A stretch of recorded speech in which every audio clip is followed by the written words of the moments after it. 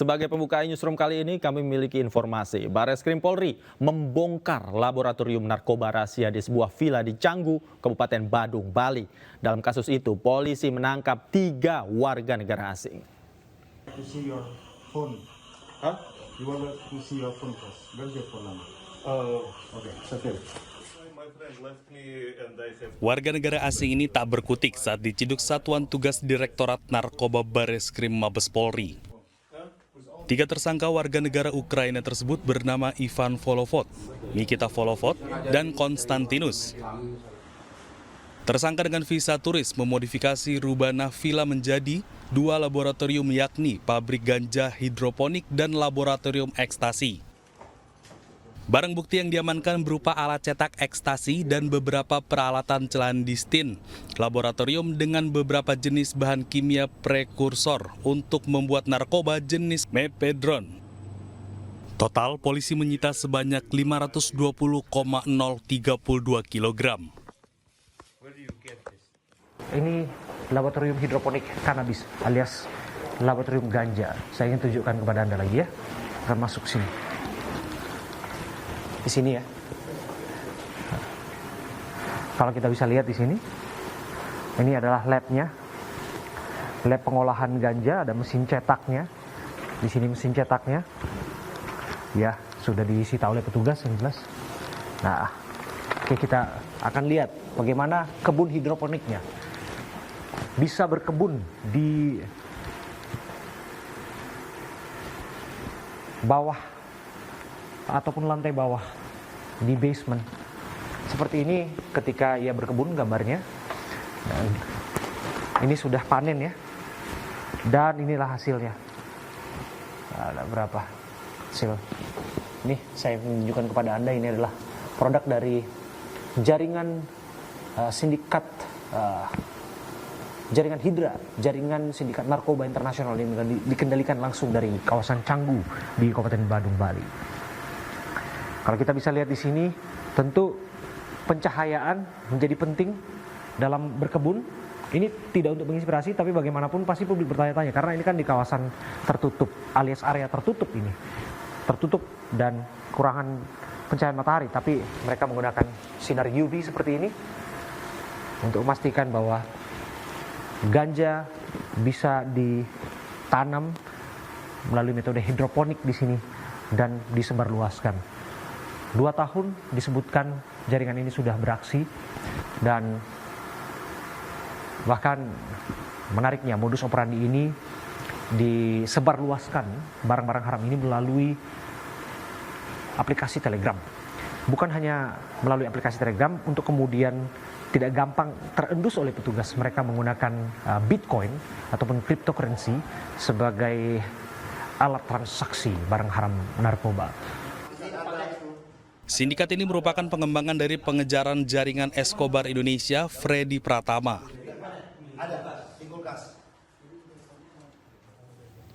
Tim SAR gabungan dari Basarnas, BPBD, relawan, dan warga berjibaku mencari korban banjir bandang di Kabupaten Tanah Datar, Sumatera Barat. Dalam proses evakuasi ini, 3 korban ditemukan tewas, 4 orang warga hilang, dan masih proses pencarian. Candu, sontak.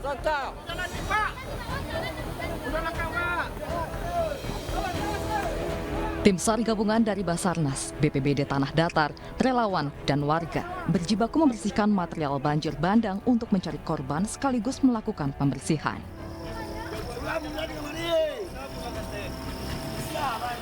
Intensitas hujan tinggi menyebabkan aliran sungai yang berhulu dari Gunung Singgalang naik dan memicu terjadinya banjir bandang. Terjangan banjir bandang menghantam desa Pagu-Pagu Nagari, Pandai Sikek, Kabupaten Tanah Datar, Sumatera Barat. Dalam proses evakuasi ini, 3 korban ditemukan tewas, 4 orang warga hilang, dan masih proses pencarian. 3 warga mengalami luka, sementara itu 3 orang warga lainnya mengalami luka berat akibat banjir dan belasan rumah hancur. Sekitar jam 10.30 tiba-tiba datang banjir bandang, yang mana masyarakat yang berada di bantaran sungai itu tidak sempat untuk melarikan diri. Jadi sampai sekarang kita masih melaksanakan pencarian korban. Banyaknya korban jiwa dan luka terjadi karena banjir bandang melanda saat malam hari, sehingga warga tak sempat menyelamatkan diri. Dari Kabupaten Tanah Datar, Sumatera Barat, Agung Sulistyo, iNews melaporkan. 44 orang meninggal dunia dan 17 lainnya hilang akibat banjir bandang lahar dingin yang melanda sejumlah daerah di Sumatera Barat. Banjir bercampur pasir, kerikil, dan batu menerjang permukiman Sabtu malam saat mayoritas warga sedang tidur sehingga tak sempat menyelamatkan diri.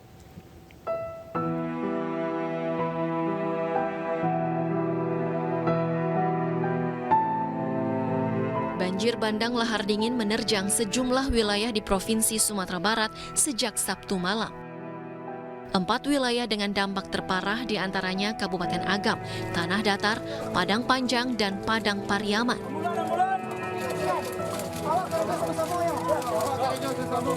Banjir bercampur pasir, batu, dan kerikil tiba-tiba menerjang permukiman saat mayoritas warga sedang istirahat dan tertidur pulas. Banyak warga tak sempat menyelamatkan diri.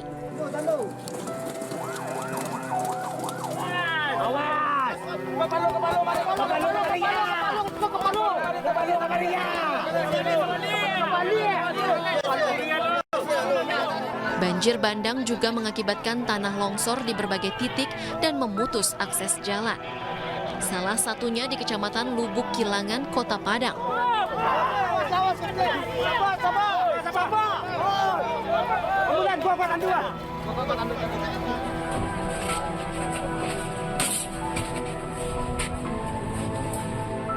Berdasarkan data Badan Nasional Penanggulangan Bencana, 41 orang meninggal dunia akibat banjir bandang, sementara 17 orang lainnya hilang dan masih dalam pencarian. Bencana ini juga membuat listrik di beberapa daerah padam. Ribuan warga pun mengungsi dan membutuhkan bantuan seperti makanan bergizi, popok anak dan dewasa, serta obat-obatan. Karena rumah saya dekat zona bahaya. Yang satunya lagi anak-anak saya sakit. Saya takut kena dampak yang lebih parah. Listrik juga padam semenjak turun air besar. Karena rumah orang katanya rumahnya banyak yang hancur. Sampai sekarang belum menyala. Adapun menurut Badan Meteorologi, Klimatologi, dan Geofisika, banjir bandang berasal dari aliran sungai-sungai yang berhulu di lereng atas Gunung Marapi. Endapan material hasil erupsi itu kemudian tersapu oleh hujan dengan intensitas sedang hingga lebat yang mengguyur kawasan ini. Tim Liputan iNews melaporkan. Dan untuk membahas mengenai banjir bandang di Sumatera Barat, sudah bergabung bersama kami Deputi BMKG Guswanto. Selamat malam Pak Guswanto. Selamat malam Bung Devi. Pak Guswanto, bisa dijelaskan sebenarnya saya ingin mulai dari perakiraan cuaca dan juga curah hujan selama 1 minggu ini. Seperti apa Pak prediksinya? Baik Bung Devi, kalau kita melihat analisis daripada perakiraan cuaca BMKG, hujan dengan intensitas sedang hingga lebat ini masih berpotensi terjadi di wilayah Sumatera Barat pada periode 13 sampai dengan 22 Mei 2024. Hal ini dipicu dengan masih aktifnya gelombang atmosfer seperti gelombang ekuatorial Rossby, Kelvin di Sumatera Barat. Di samping itu juga masih ada sirkulasi siklonik di Samudra Hindia yang menyebabkan titik konvergensi di sana. Dan ini kita bisa waspadai beberapa wilayah, misalkan Mentawai, Pasaman, kemudian Agam, Bukit Tinggi, Padang Panjang, Tanah Datar, kemudian kita lihat Payakumbuh ya, kemudian ada Pariaman, pesisir selatan Solok. Ini perlu masih kita waspadai karena ada potensi hujan sedang hingga lebat.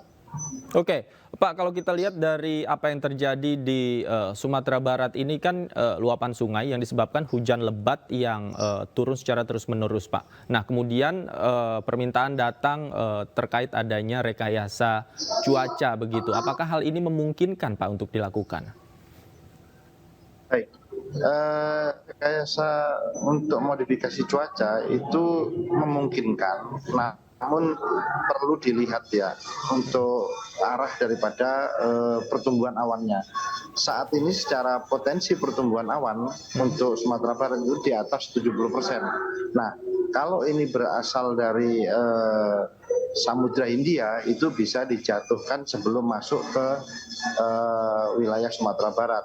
Nah, yang lebih diperhatikan adalah jangan sampai teknologi modifikasi cuaca itu nanti berdampak pada daratan. Ini yang terpenting. Atau bisa dicantumkan juga di sekitar danau. Sehingga dampak air hasil hujan modifikasi cuaca itu tidak akan melanda daerah-daerah yang sedang terjadi bencana. Kira-kira itu yang harus diperhatikan. Oke, Pak Guswanto, apakah kemudian prediksi hujan lebat yang akan terjadi ini juga disertai oleh angin kencang, Pak? Kalau kita lihat beberapa hari ini untuk angin kencang itu agak berkurang ya, Mas. Kita lihat yang terbanyak itu adalah hujan lebat dan sangat lebat kemarin.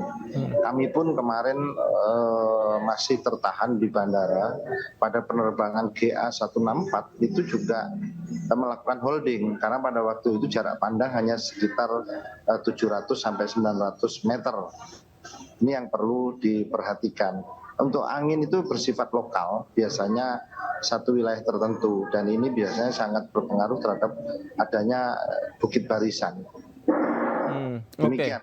Oke, kalau kita lihat kontur geografis di Sumatera Barat ini kan ada dataran tinggi, berliku dan juga dataran rendah. Apakah faktor ini juga mempengaruhi curah hujan atau sebaran awan yang ada di Sumatera Barat, Pak?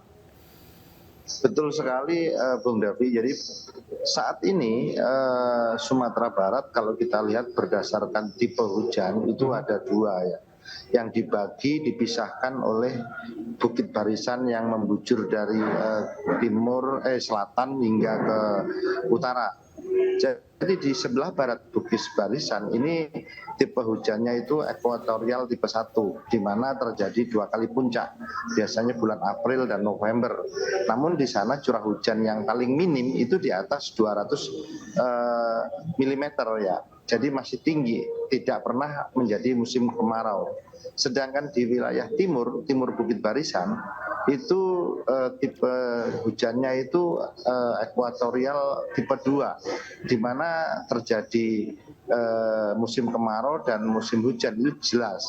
Di pada saat bulan Juli Agustus itu musim kemaraunya, nanti puncak hujannya itu di bulan Desember Januari, Bung Davi. Jadi ini sangat berdampak. Hujan-hujan orografis yang dibentuk. Oke, baik. Pak Guswanto, terakhir, apa yang harus diwaspadai oleh warga khususnya Sumatera Barat ini selama seminggu ke depan?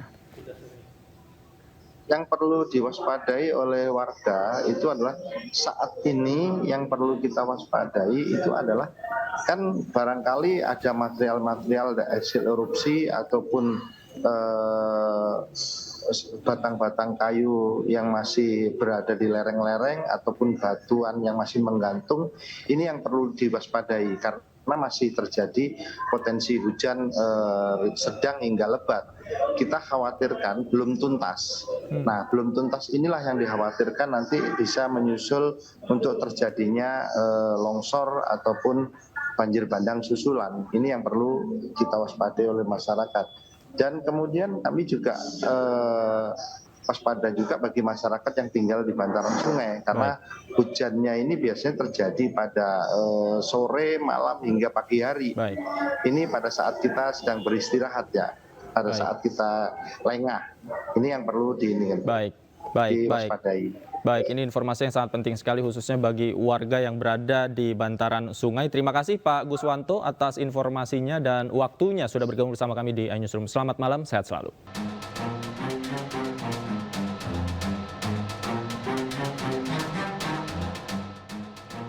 Draft rancangan undang-undang penyiaran menjadi sorotan. Pasalnya, dalam draft tersebut ditemukan sejumlah pasal yang dinilai bermasalah hingga mendapat kritik tajam dari berbagai pihak. Salah satu poin problematik dalam draft RUU Penyiaran pasal 50B ayat 2 huruf C yang melarang penayangan eksklusif karya jurnalistik investigatif. Dewan Pers menekankan harus ada diskusi mendalam antara pihak pembuat RUU dengan insan pers. Karena jika draft RUU tersebut membuat pasal yang dinilai tidak dapat membungkam kebebasan berpendapat, nyatanya pers menjadi kunci dari tumbuhnya demokrasi. Komisi 1 DPR menyatakan, tidak ada maksud dari pemerintahan Presiden Jokowi maupun pemerintahan Prabowo mendatang memberangus hak-hak masyarakat. Jika disetujui, RUU penyiaran akan dibawa ke rapat paripurna DPR untuk kemudian ditetapkan menjadi RUU usulan inisiatif DPR RI. Tim Liputan iNews melaporkan. Sementara itu pemirsa, berikut fakta-fakta revisi Undang-Undang Penyiaran yang baru.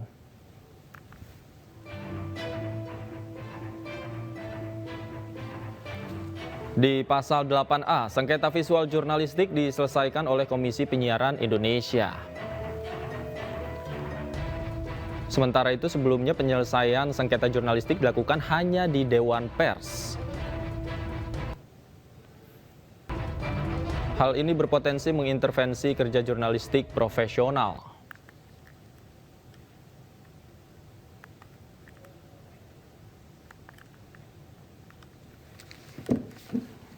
Ya, pemirsa, untuk membahas lengkapnya sudah bergabung bersama kami. Mengapa jurnalisme investigasi penting untuk publik, dan ini yang akan kita bahas dalam topik diskusi kita malam hari ini. Bersama dengan sejumlah narasumber sudah ada anggota Komisi 1 DPR RI, Dev Laksono. Selamat malam, Bang Dev. Dan sudah bergabung juga bersama kami pengacara publik LBH Pers, Gema Gita. Selamat malam, Mbak Gita. Selamat malam, Mas. Dan sudah bergabung juga melalui sambungan telepon ada Bang Usman Hamid dari Amnesty International. Selamat malam, Bang Usman. Selamat malam. Oke. Pertama saya ke Mbak Gita terlebih dahulu sambil menunggu Bang Dev bergabung bersama kita malam hari ini. Mbak Gita, Anda melihat draft RUU penyiaran ini seperti apa?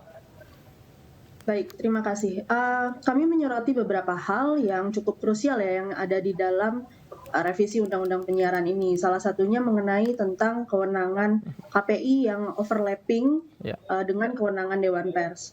Selain itu juga terdapat larangan terhadap jurnalistik investigasi yang tentunya hal tersebut bertentangan dengan semangat yang ditumbuhkan pada Undang-Undang Pers di tahun 99 lalu, yakni memberikan pemenuhan terhadap kemerdekaan pers yang salah satu diantaranya juga pemenuhan terhadap hak atas informasi bagi masyarakat luas, seperti itu.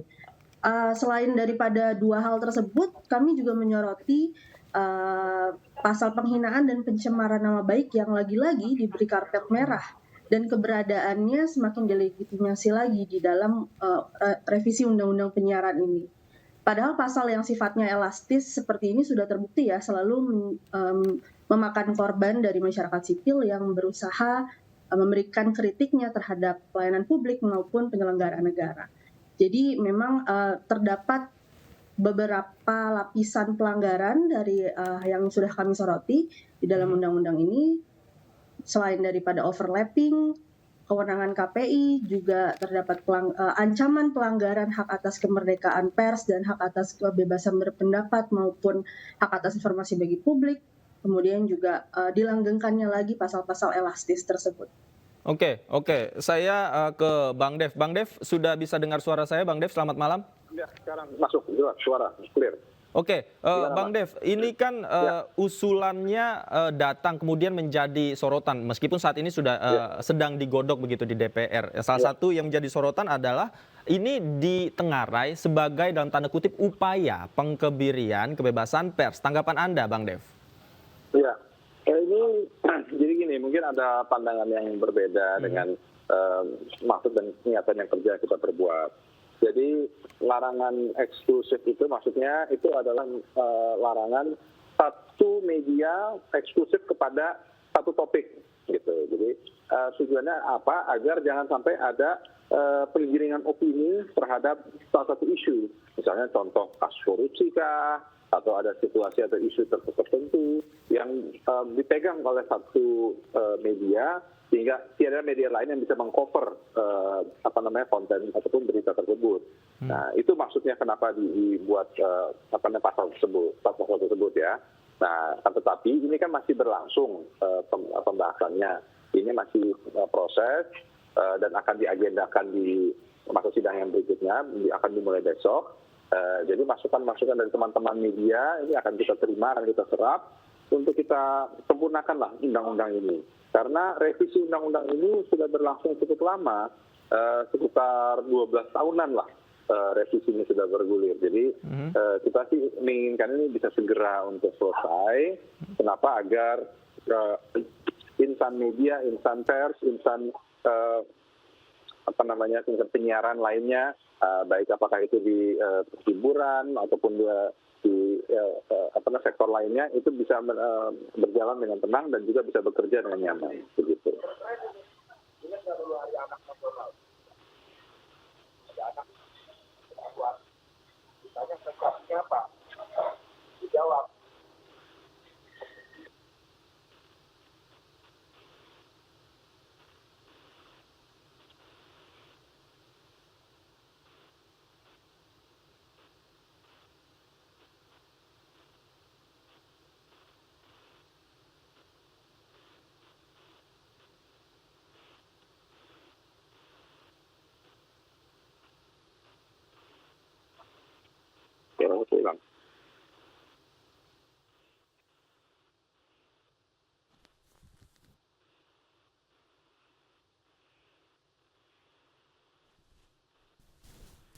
Oke, Bang Dev, ini kan persoalannya ketika kemudian rekan-rekan pers ini melakukan jurnalisme investigatif begitu, konten-konten investigasi yang lekat dengan eksklusivitas. Nah, ketika melakukan hal ini di lapangan, tentu saja tidak bersamaan dengan teman-teman media yang lain. Nah, apakah hal-hal yang seperti ini, pembuatan konten-konten investigasi juga akan terkena pasal tersebut nantinya, Bang Dev? Ya, nah makanya ini kan sekarang baru payung hukumnya yang kita buat. Nanti kan ada peraturan-peraturan teknisnya, pelaksanaannya bagaimana. Nah, hal itulah yang akan dijabarkan secara detail oleh Kementerian Kominfo ataupun instansi kementerian dan lembaga lainnya untuk memastikan undang-undang ini benar-benar mengcover, melindungi kepada masyarakat umum. Jadi agar para insan media menyajikan pemberitaan dengan baik, masyarakat pun juga dapat menerima informasi dengan tepat.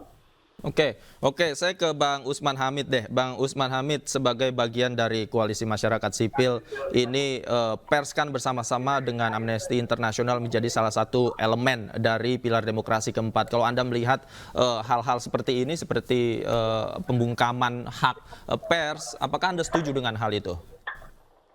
Ya, pertama, concern dari kalangan organisasi masyarakat sipil, termasuk juga organisasi pers di dalamnya, adalah undang-undang ini bisa menimbulkan multitafsir terhadap dunia penyiaran di Indonesia. Ada 3 masalah sentral yang setidaknya menjadi catatan kritis dari kami. Yang pertama adalah berkenaan dengan pengaturan tentang penayangan eksklusif untuk jurnalisme investigatif. Yang kedua adalah perluasan wewenang Komisi Penyiaran dari yang semula terbatas pada siaran radio dan televisi menjadi sampai ke luar urusan siaran radio dan televisi. Yang ketiga adalah perluasan cakupan materi yang akan diatur atau dibatasi misalnya oleh Komisi Penyiaran ke depan. Untuk yang pertama, mengenai penayangan eksklusif layanan jurnalisme investigatif, sangat penting untuk memastikan bahwa penayangan-penayangan eksklusif semacam itu tetap dijamin, tetap dilindungi. Bagaimanapun juga pemberitaan umum seringkali tidak mengungkapkan secara keseluruhan apa-apa yang berhak diketahui oleh masyarakat. Misalnya terkait dengan penyalahgunaan kekuasaan dalam bentuk kasus korupsi gitu ya, atau dalam kasus perusakan lingkungan sampai dengan kekerasan seksual dan pelanggaran hak asasi manusia. Media-media, baik itu televisi atau koran atau misalnya majalah seperti Tempo, kerap kali cukup menimbulkan semacam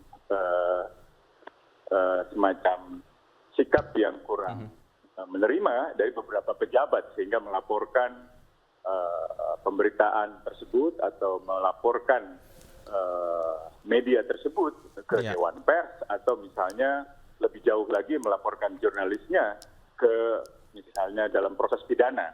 Meskipun selama ini kan kerja-kerja pers dilindungi oleh undang-undang pers dan banyak sekali kasus-kasus pelemahan kebebasan sipil terhadap ruang publik untuk mengkritik dan protes itu umumnya tertuju kepada para aktivis atau para akademisi atau warga-warga lokal. Sementara jurnalis relatif terlindungi karena ada undang-undang pers. Nah, saya khawatir undang-undang revisi undang-undang penyiaran ini justru ingin memberi landasan baru atau pendasaran baru untuk perluasan penyusutan kebebasan sipil itu. Saya menghargai pendapat dan penjelasan dari Pak Dave Laksono, tapi saya kurang setuju apabila nanti pengaturan detailnya diserahkan kepada Kominfo. Sebaiknya itu dipertegas di dalam undang-undang penyiaran ini bahwa hal-hal yang menyangkut kebebasan pers, bagaimana diatur di dalam undang-undang pers, harus tetap dihormati oleh undang-undang penyiaran ini. Dan tidak boleh ada penafsiran lain di luar dari jaminan kebebasan pers sebagaimana telah dijamin oleh undang-undang pers yang dahulu. Baik, Bang Dev silakan langsung ditanggapi detailnya kalau bisa ini usulan tidak diserahkan ke Kominfo. Tanggapan Anda? Baik. Ya, tentu masukan ini masukan yang sangat baik ya. Kita bisa menjadi bahan untuk kita bekerja karena kan masih berproses ini. Kita masih melakukan rapat-rapat dengan pemerintah, juga dengan instansi lainnya, dengan akademisi, dengan dunia media. Karena itu kan bukan hanya ngebahas satu segmen lagi, kan bukan ngebahas penyiaran secara keseluruhan. Tapi hanya penyiaran ya, berarti hanya yang disiarkan melalui TV, radio, internet, ya, terus seperti layanan OTT, serial, hanya itu saja. Kita tidak masuk ke wilayah media cetak ataupun media lainnya, karena itu sudah di-cover di dalam undang-undang pers gitu. Ini hanya yang disampaikan melalui penyiaran. Nah, kalau masukan-masukan untuk minta dipertegas, minta diperjelas, ya, itu memang akan kita buat semaksimal mungkin. Akan tadi kita membuat ruang untuk kemajuan teknologi. Karena undang-undang penyiaran ini kan dibuat tahun 2002. Pada saat itu belum ada pandangan pikiran bahwa dunia internet akan segini drastisnya perubahan. Dulu belum ada bayangan bahwa Netflix dan lain-lain itu akan YouTube, media sosial itu bahkan sebesar hari ini. Nah, jadi makanya itu kita juga harus memberikan ruang untuk bila ada perkembangan zaman, undang-undang ini cukup untuk mengcover kemajuan tersebut. Oke. Saya ke Mbak Gita. Mbak Gita, salah satu tadi yang disoroti adalah tentang bagaimana kewenangan dari KPI, Komisi Penyiaran Indonesia. Nah, pertanyaannya kemudian, jika ada sengketa begitu ya, sengketa yang selama ini bisa diselesaikan ke Dewan Pers, kemudian bagaimana kemudian upaya penanggungan atau pertanggungan jawaban yang akan nanti dilakukan, apakah ranahnya masih sama kewenangannya di Dewan Pers atau nanti akan ke KPI? Tanggapan Anda seperti apa? Ya, tadi seperti yang sudah saya sampaikan sebelumnya ya, di sini ada overlapping kewenangan KPI yang seharusnya ini merupakan ranahnya Dewan Pers seperti itu. Dari beberapa berita yang sudah terbit juga belakangan saya sempat melihat ada komentar dari Dewan Pers, dan dari berita-berita tersebut dapat kita ketahui bahwa Dewan Pers selama ini tidak pernah dilibatkan atau belum dilibatkan dalam penyusunan revisi undang-undang ini. Yang mana itu akan sangat berbahaya sekali gitu ya, karena di sini secara terang di dalam revisi undang-undang ini menyebutkan bahwa KPI berwenang untuk melakukan sengketa jurnalistik dalam ranah penyiaran. Maksudnya tetap aja ini secara substansi merupakan jurnalistik gitu, yang mana itu udah jadi kewenangannya Dewan Pers sejak lama. Jadi memang harus diharmonisasi lagi kewenangan antara satu sama lain institusi yang terlibat di dalam dunia penyiaran ini. Oke. Saya ke Bang Dev. Bang Dev, sebenarnya seperti apa hingga saat ini komunikasi dengan pihak-pihak terkait, baik itu dari insan pers, kemudian dari wartawan itu sendiri, apakah saat ini sudah diakomodir pendapat-pendapatnya? Dijawab usai jeda, Bang Dev. Pemirsa jangan kemana-mana, diskusi kami masih akan kembali usai jeda berikut, tetaplah di iNewsroom.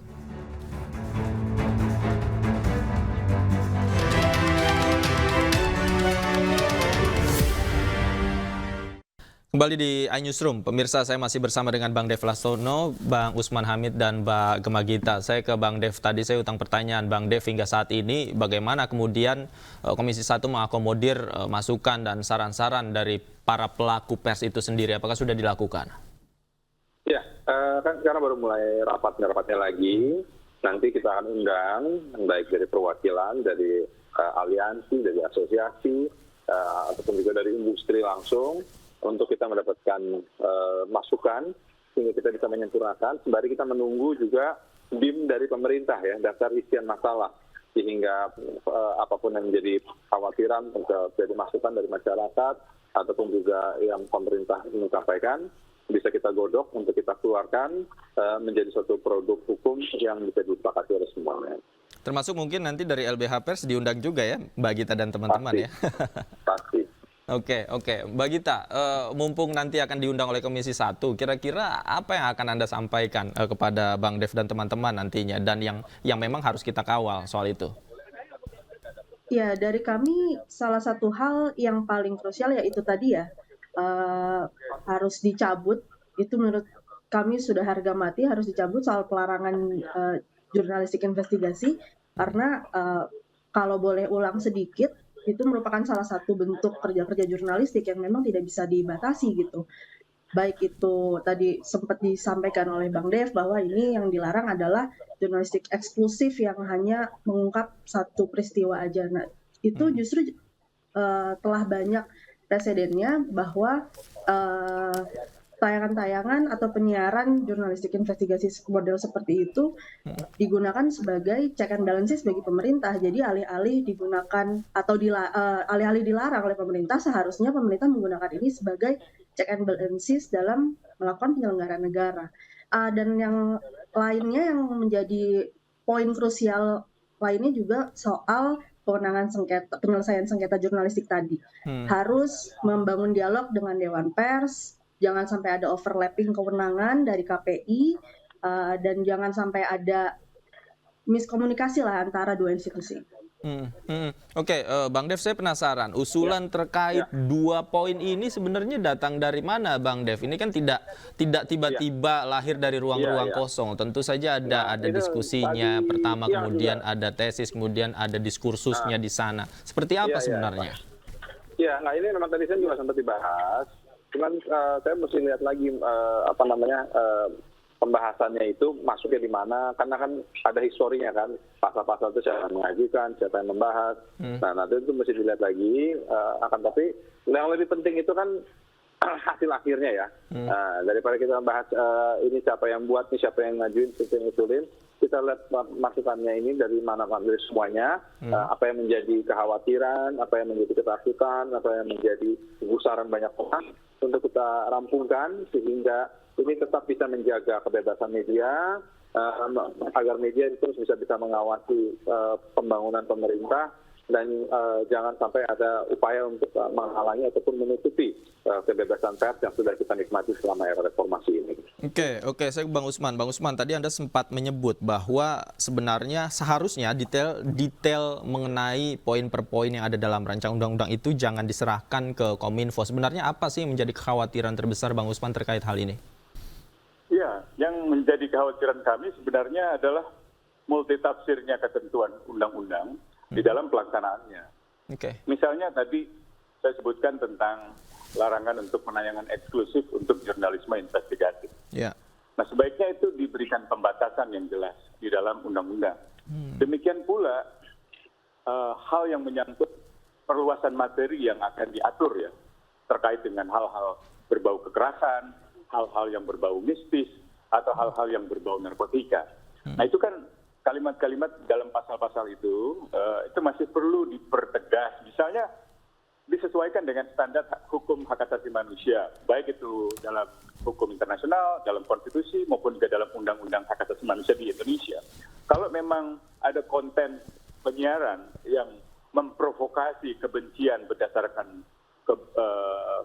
agama atau menghasut kekerasan berdasarkan kebencian ras, suku, etnis, tentu itu harus dibatasi gitu. Tapi kalau sekedar menyinggung agama itu maksudnya apa misalnya gitu? Atau kalau menyangkut hal-hal mistis apa itu? Atau menyangkut hal-hal yang berkaitan dengan narkotika? Kan ada zat-zat misalnya medis yang memang diambil dari zat narkotika gitu. Misalnya gitu. Jadi pengaturan-pengaturan semacam itu bisa mengikuti standar hak asasi manusia yang dijamin oleh hukum internasional, hukum konstitusi dan juga undang-undang hak asasi manusia. Jangan sampai diserahkan kepada kementerian. Kalau kementerian saja itu kan jadi sepihak dia, tidak melibatkan representasi wakil rakyat, dalam hal ini DPR misalnya sebagai pembuat peraturan perundang-undangan. Demikian. Oke, Bang Dev terakhir bagaimana kemudian ini bisa didiskusikan ya dengan pihak terkait, batasan yang jelas mengenai apa yang boleh dan apa yang tidak boleh. Nah, ini kan tidak hanya datang dari DPR, artinya harus melibatkan banyak pihak termasuk tadi dari koalisi masyarakat sipil misalnya. Ya, seperti tadi saya sampaikan bahwa ini kan masih berlangsung prosesnya ya. Dan kita akan libatkan semua kita akan libatkan semua pihak untuk memastikan tidak ada loophole yang tidak tercover, ataupun kalau memang dibutuhkan kita membuat ruang untuk perkembangan zaman. Apa yang perlu kita definisikan di undang-undang, kita definisikan di undang-undang. Apa yang perlu penjabaran hal teknisnya, itu nanti kita serahkan ke pemerintah. Akan tapi yang pastikan bahwa ada kekuatan hukum, kepastian hukum dalam semua insan demokrasi ini menjalankan tugas dan fungsinya. Oke, baik. Dan kami juga berharap ya prosesnya itu di Komisi 1 bisa terbuka agar kami juga bisa mengakses untuk informasi diberikan kepada publik. Terima kasih Bang Dev Laksono, kita tunggu nanti pembahasannya seperti apa. Mbak Gita juga terima kasih, Bang Usman Hamid juga terima kasih sudah bergabung bersama kami di iNewsroom. Selamat malam, sehat selalu. Terima kasih, selamat malam. Korban kecelakaan bus maut di Ciater, Kabupaten Subang, Jawa Barat mendapat santunan kematian. Penyerahan santunan diterima perwakilan keluarga korban kecelakaan bus maut yang membawa rombongan pelajar SMK Lingga Kencana, Depok, Jawa Barat. Dan informasi yang akan hadir ini sekaligus menutup jumpa kita di iNewsroom malam hari ini. Saya Davi Pratama pamit, terima kasih, selamat malam dan sampai jumpa.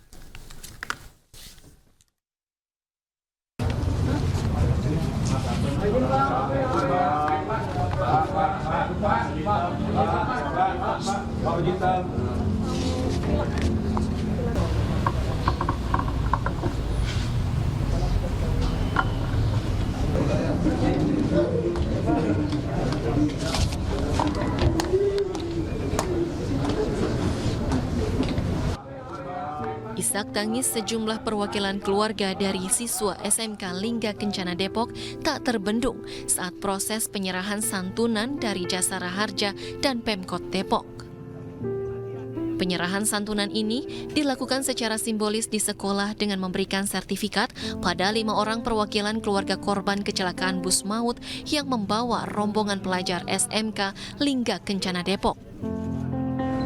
Sementara ahli waris dari korban yang meninggal dunia mendapatkan santunan 50 juta rupiah. Sedangkan korban luka diberikan jaminan penanggungan biaya pengobatan maksimal sebesar 20 juta rupiah. Mewakili negara, karena Jasara Harja ini adalah bagian dari wujudkan negara hadir, memberikan perlindungan dasar di mana ada sumbangan wajib dan ada dana pertanggungan wajib terhadap kecelakaan penumpang, maka kami melakukan dengan sangat cepat agar betul-betul bisa menyerahkan dengan sangat cepat, dan sebagian besar bahkan seluruhnya telah kami serahkan kemarin. Jadi sebelum 24 jam setelah kita serahkan kepada seluruh ahli waris. Hari ini adalah secara simbolis dan termasuk kepada korban luka-luka tetap menjadi tanggung jawab kami Dan ini pun juga kami bersama dengan seluruh pihak juga nanti akan tetap menjaga, memantau perkembangan, karena anak-anak ini juga harus tetap kita jaga, merupakan masa depan bangsa. Sekali lagi kami ikut prihatin atas kecelakaan yang terjadi dan ikut berduka cita. Semoga ini tetap menjadikan pembelajaran buat kita semua. Sebelumnya pada Sabtu 11 Mei, bus rombongan SMK Lingga Kencana mengalami remblong. Akibatnya sebanyak 11 orang meninggal dunia. Dari Jakarta, Ismalia Sadu Santo Budi, iNews melaporkan.